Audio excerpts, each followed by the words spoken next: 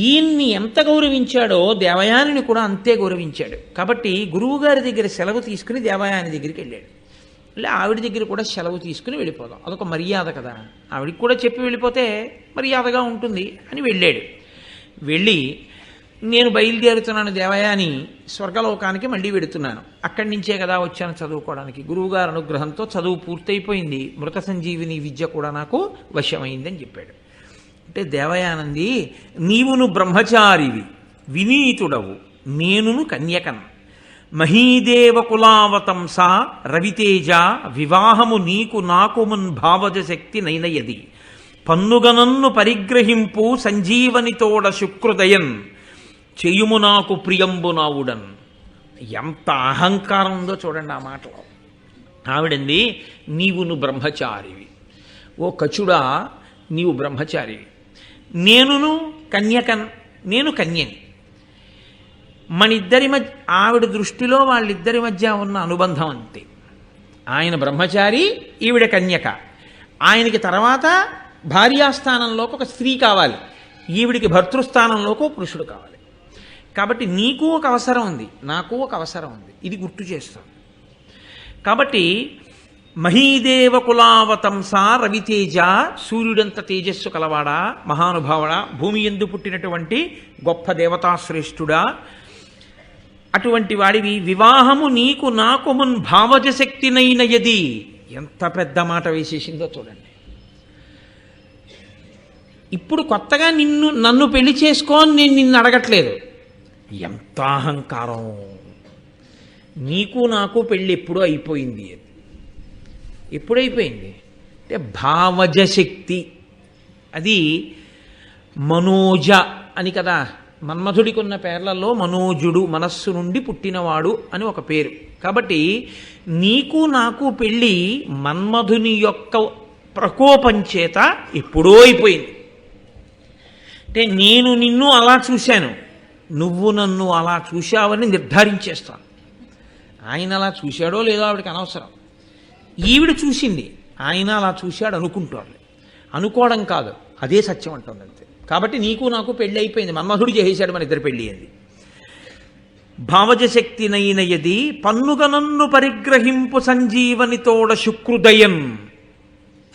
శుక్రాచార్యుల వారి యొక్క దయతో రెండు పుచ్చుకో, ఒకటి మృత సంజీవని, రెండు నీ అదృష్టం, నన్ను కూడా పుచ్చుకో.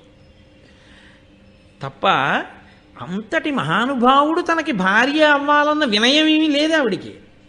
నేనా ఆయనకి భార్యనవ్వడం ఆయన అదృష్టం అనుకుంటాను. కాబట్టి శుక్రుని అనుగ్రహంతో మృత సంజీవనితో పాటు నన్ను కూడా పొందుద్ది. ఎందుకు దేవయానికి అహంకారం?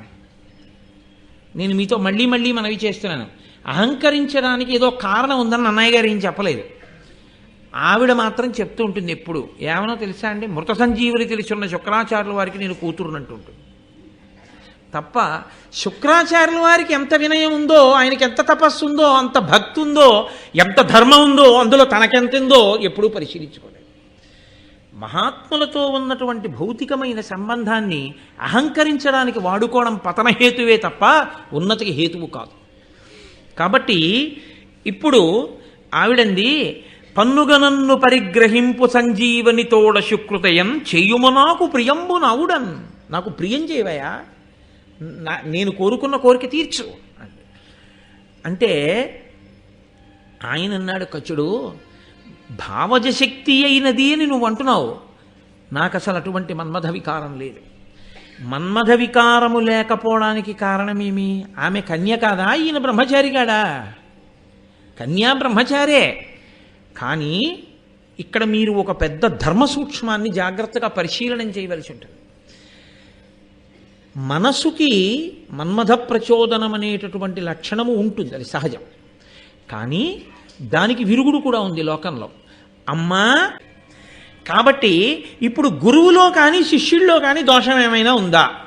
వాళ్ళిద్దరి మధ్య ఉన్నటువంటి అభిమానం, వాళ్ళిద్దరి మధ్య ఉన్న సంబంధం కేవలం గురు శిష్య సంబంధం తప్ప వాళ్ళిద్దరికీ ఇంకొక ఆలోచన లేదు. ఇంకొక ఆలోచన లేదు కాబట్టే ఎప్పుడూ శుక్రాచార్యులు వారు ఏమనుకునేవాడంటే, ఈ కచుడు నాకు శిష్యుడు, శిష్యుడు కనుక అతను నాకు కొడుకుతో సమానం. నాకు కొడుకుతో సమానం కనుక దేవయాని నాకు కూతురు, దేవయాని నాకు కూతురు కనుక వాళ్ళిద్దరూ అన్నా చెల్లెళ్ళు అవుతారు. ఒక చెల్లెలుగా అన్నగారి కోసం బెంగపెట్టుకుంటోందనుకున్నాడు తప్ప ఆమె ధర్మాన్ని తప్పి అనురక్త అవుతోందని శుక్రాచార్యులు వారు ఊహించలేకపోయాడు. అందుకని ఆయనకి అందలేదు ఆ విషయం. ఆయన లోపలంత ధర్మం పట్టుకున్నాడు. కచుడు దేవయాని తన యందు అనురక్త అవుతోంది అని ఆయన తెలుసుకోలేకపోయాడు. ఎందుకని అంటే ఈయన్ని నేను ఎంత సేవిస్తున్నానో ఆమెనంత సేవిస్తున్నాను. ధార్మిక కోణంలో చూసినప్పుడు గురుపుత్రిక కనుక ఆమె నాకు చెల్లెలవుతుంది. కాబట్టి ఒక అన్నగారి మీద ఎంత ప్రేమ పెంచుకుంటుందో నా మీద అంత ప్రేమ పెంచుకుంది. లోకంలో చూడండి, ఒక్కొక్క చోట తోడ పుట్టినటువంటి అన్నదమ్ముల మీద ఎంత ప్రేమ ఉంటుందో, ఆ కుటుంబంతో సాన్నిహిత్యం పొంది అన్నయ్య అన్నయ్య అని పిలిపించుకున్న వాళ్ళ మీద అంత ప్రేమ ఉంటుంది ఒక్కొక్కసారి. అందుకని నా మీద అంత ప్రేమ పొందిందనుకున్నాడు కచుడు. కాబట్టి ఇప్పుడు కచుని యందు దోషం లేదు, శుక్రుని యందు దోషం లేదు, వాళ్ళిద్దరూ ధర్మానికి కట్టుబడ్డారు. దోషం అంటూ ఉంటే ఎవరి యందు ప్రవేశించింది? ధర్మం తప్పి అనురక్త అవ్వడం అనేటటువంటి దోషం ఒక్క దేవయాని ఎందే పుట్టింది. ఇప్పుడు ధర్మవైక్లభ్యం అంటూ ఏదైనా జరిగితే అది దేవయాని వల్లే జరిగింది. ఇది ఒకరు చెప్తే వినే గుణం అయితే బాగుండుండేది. దేవయాని పాత్రలో యథార్థముగా తనంత తానుగా అహంకరించడానికి దేవయానికి అంత గొప్ప లక్షణాలు ఏం లేవు. అంత గొప్పగా చెప్పేసినట్టుగా నన్నయ్య గారు ఏం చెప్పలేదు ఎక్కడ. ఆవిడ ఎప్పుడు చెప్పుకున్నా ఆవిడ అహంకారం అంతా ఏమిటంటే నేను శుక్రాచార్యుల వారి కూతురు కాబట్టి నేను ఆయన యందు అనురక్తనవడమే వాడి జన్మధన్యం. నేను నీదానవుతానంటే పొంగిపోతాడు తప్ప అన్నన్నా అంటాడేమిటి అసలు అననే అనడు. అయ్య బాబోయ్ దేవయాని నా భార్య అవ్వడమా అని పరవశించి కింద పడిపోతాడు అనుకుందంతే. నేను శుక్రాచార్యుల వారి కూతుర్ని అనేటటువంటి లక్షణం చేత ఆవిడ పెంచుకున్న అభిజాత్యమో అహంకారమో అటువంటివి. నేను మీతో మనవి చేసింది అదే ఉపోద్ఘాతంలో. నేను బృహస్పతి కొడుకుని అని కచుడు కూడా అహంకరించవచ్చు, నేను మృత సంజీవని ఉన్నవాణ్ణి అని శుక్రాచార్యుల వారు కూడా అహంకరించవచ్చు. వాళ్ళిద్దరికీ లేదు. వాళ్ళు వాళ్ళ ధర్మంలో వాళ్ళు నిలబడ్డారు. వాళ్ళ మనసుల్లో ఏ విధమైనటువంటి అహంకారాలు లేవు, ఏ విధమైన అన్యభావనలు లేవు. ఉన్న అల్లరంతా ఎక్కడొచ్చింది? దేవయానితోనే వచ్చింది. కాబట్టి ఇప్పుడు బ్రాహ్మణి కదా, బ్రాహ్మణుడి భార్య, బ్రాహ్మణ పుత్రివి నీవు. కాబట్టి నువ్వు ఒక బ్రాహ్మణుణ్ణి వివాహం చేసుకోవాలి. ఇంత ధర్మం లేని దానివి ఇంకొక బ్రాహ్మణుణ్ణి వివాహం చేసుకుంటే మాత్రం ఆయన బ్రాహ్మణ్యం ఏం నిలబెడతావు నువ్వు అనువర్తించి. కాబట్టి నీకెందుకు బ్రాహ్మణుడు భర్తగా, నీకు బ్రాహ్మణుడు భర్త కాకుండుగాక అన్నాడు ఆయన. లోతైన అవగాహన కచునిదే, అసలు నిజమైన శాపం అదే. శుక్రాచార్యుల వారి ఏకైక కుమార్తె, భర్త బ్రాహ్మణ తేజస్సు కలిగిన వాడు కాడు.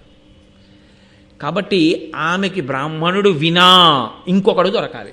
ఇందులో నేను లోతుపాతులు స్పృశించను, కానీ ఎందుకనంటే ఎలాగో వస్తాయి అక్కడ చెప్పవలసి ఉంటుంది. బ్రాహ్మణ కన్యని బ్రాహ్మణుడు చేసుకోకుండా ఇతరులు చేసుకుంటే అప్పుడు ఏమైంది? తనకన్నా పైన ఉన్నటువంటి స్త్రీని తీసుకోవడం అయింది. దానివల్ల సంతానపరమైనటువంటి దోషములు వచ్చేటటువంటి అవకాశం ఉంటుంది. మీరు ఆ విలోమ సంబంధం గురించి వాటి గురించి కూడా ధర్మశాస్త్రం మాట్లాడుతుంది భారతం. అప్పుడు మీరు దాని గురించి పూర్తిగా పరిశీలన చేసే అవకాశం ఉంటుంది. కాబట్టి ఇప్పుడు ఇది పెద్ద శాపం. బ్రాహ్మణ స్త్రీ అయ్యుండి ఆమెకి బ్రాహ్మణుడు భర్త కాడు. కాబట్టి ఆవిడ జీవితంలో ఆవిడ ఎన్నడూ ఒక బ్రాహ్మణ పుత్రుణ్ణి కనలేదు. శుక్రాచార్యుల వారికి ఉన్నది ఒక్కతే కూతురు. దౌహిత్రుడు బ్రాహ్మణుడు కాకుండా పోతాడు. ఎక్కడి వరకు కట్టి కుడిపింది. ఇప్పుడు ఆవిడ అక్కర్లేనటువంటి చొరవ. అంటే భారతం తగినంత పరిణతి లేకుండా ఈ దేశంలో పుట్టినటువంటి ఆడపిల్లలు అతి చొరవ చూపి అనురక్తలు కావడాన్ని ఎంత ప్రమాదకరమైన విషయమో హెచ్చరిక చేసి చూపించింది. రుక్మిణీదేవంత పరిణతి కలిగితే వేరు, ఆ సందర్భం వేరు. అలా కాకుండా అడుగు తడబడితే ఉత్తరోత్తర తనతో పోదు, తనని కన్నవారితో సహా ఎన్ని ఇబ్బందులు వస్తాయో చూపిస్తోంది భారతం. కాబట్టి ఇప్పుడు ఆయన వెళ్ళిపోయాడు. ఆయనకి ప్రత్యేకంగా ఒక నష్టం వచ్చినట్లు మీకు భారతం వల్ల ఏమీ అనిపించదు. ఎందుకంటే కచుడు వెళ్ళిపోయాడు, హాయిగా ఉపదేశం పట్టుకెడతాడు, ఇంకోళ్ళకి ఇచ్చేస్తాడు, వాళ్ళ వల్ల ఆ మృత సంజీవని ప్రయోజనాన్ని దేవతలు పొందేస్తారు. పాడైపోయింది ఎవరైనా ఉంటే దేవయాని. అయితే ఒకటి, జీవితంలో అహంకారం దెబ్బతింటే అహంకారం పెరుగుతుంది, దానికి ఆ లక్షణం ఉంటుంది. అగ్నిహోత్రం ఇంట్లో రగులుతోంది అనుకోండి, బాగా కరిగిన నెయ్యి, నీళ్ళ కుండ రెండూ పక్కపక్కనే ఉన్నాయనుకోండి, నీటి కుండ, తెలిసి తెలియని పిల్లవాడికి రెండూ నీళ్ళలాగే ఉంటాయి. ఏమి నాన్నగారు ఇది కూడా ద్రవమే కదా, ఇది తీసుకెళ్ళి పోసేస్తానని చెప్పి పట్టుకెళ్ళి నెయ్యి పోసేసాడు అనుకోండి, అగ్నిహోత్రంలో ఆరుతుందా? ఇంకా ప్రజ్వరిల్లుతుంది. నీటి కుండతో పట్టుకెళ్ళి నీళ్లు పోసారనుకోండి, నిధనమైపోతుంది.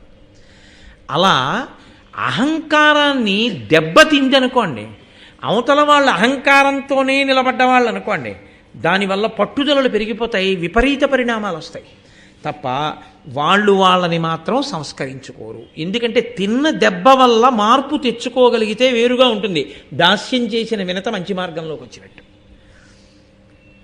అరే, ఈశ్వరుడు ఇంత దెబ్బ కొట్టాడు, మనం ఇప్పటి నుంచైనా జాగ్రత్తగా ఉందాం అనుకుని ఉంటే ఏమో ఈ కథ ఎలా ఉండుండేదో. ఇది కథ ఏం కాదు, యథార్థంగా జరిగిన సందర్భం కాబట్టి